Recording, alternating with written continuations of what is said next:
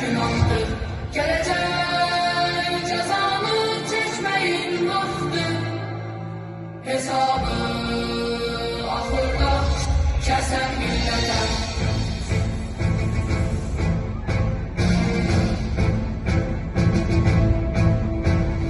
Düşman Allah'ına çukurdaşları seslesen dikerek dağ kardeşleri.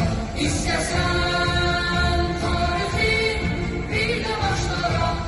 Ben durgun hayattan bezen milletem.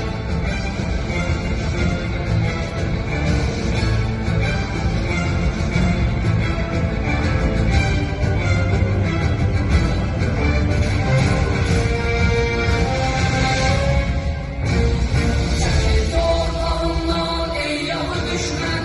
Ben şeytanın ümidini üzen milletem. Dünyanın üstüme kaldırdın yeter.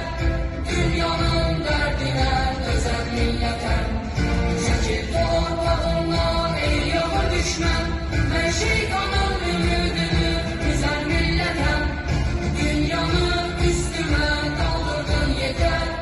Dünyanın derdine özen milletem.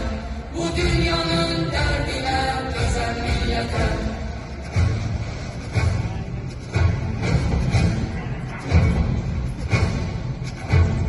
Tarih bize pay ayırır, onlar yurdu güzel vətən.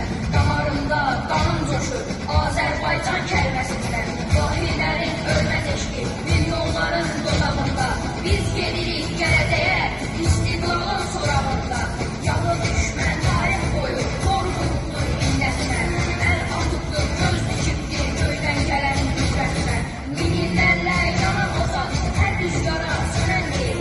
Azadlığa könül verən, sevdadan dönən deyil. Azadlığa könül verən, sevdadan dönən deyil.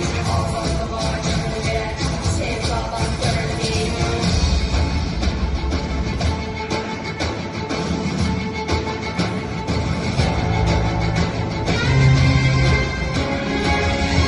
Babaların yiğit ruhlu diliydi. Ömür bize vətən üçün verildi.